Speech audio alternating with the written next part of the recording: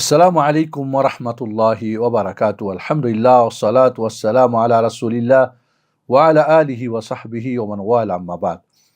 তাওহীদের হকিকত।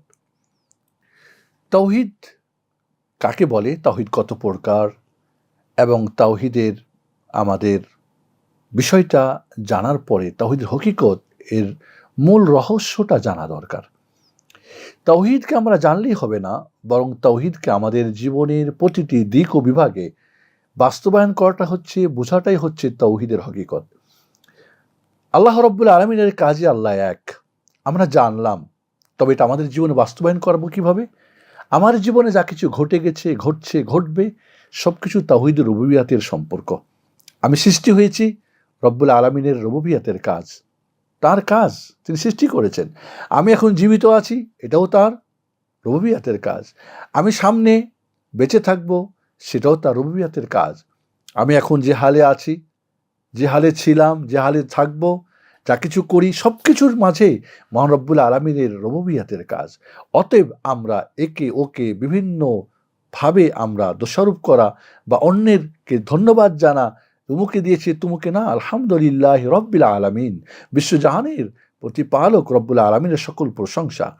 অতএব আমাদের জীবনে তাওহীদুর রুবুবিয়্যাহকে বাস্তবায়ন করব এভাবে যে আমার যখন যে অবস্থায় আমি থাকি, যে অবস্থা আমার ঘটে, যা কিছু হয়, সুখে দুঃখে, আমার অসুখে, আমি সুস্থ, সব কিছুই মহান রব্বুল আলামিনের রুবুবিয়্যাতের প্রভাবই হয়ে থাকে। এরপরে আল্লাহ রব্বুল আলামিনের আসমা ও সিফাত, আল্লাহর চমৎকার সুন্দর সুন্দর নাম, গুণাবলী রয়েছে, বৈশিষ্ট্য রয়েছে। আমার জীবনে যখন যা প্রয়োজন, যত কিছু প্রয়োজন, সব কিছুকে দেওয়ার মতো পরিপূর্ণ গুণ তার রয়েছে। আমার যা প্রয়োজন না, সেটাকে বন্ধ করারও তার শক্তি রয়েছে। আমার প্রয়োজন ক্ষমা, তিনি আল গাফফার। আমার দয়া দরকার, তিনি আর রহমান।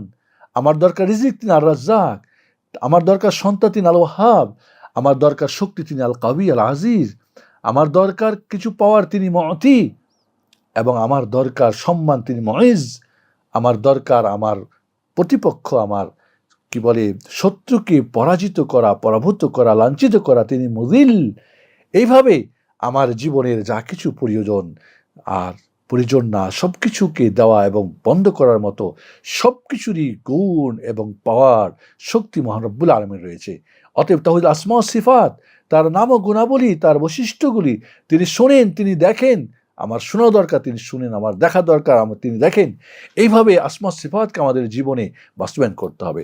যখন আপনি তাওহীদের রুবুবিয়্যাহ মেনে নেবেন, আসমা সিফাত মেনে নেবেন, তাহলে যার গুণ খাইবেন তারই তো গুণ গাইবেন, যার নুন খাবেন তারই তো গুণ গাইবেন, নাহলে নিমক হারাম হবেন। তাহলে ইবাদত কার করবেন? আল্লাহ সুবহানাহু ওয়া তাআলার।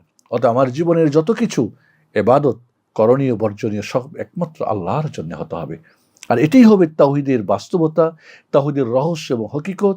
আর এর মাধ্যমে আমরা আমাদের জীবনে তাওহীদকে বাস্তবায়ন করতে পারবো।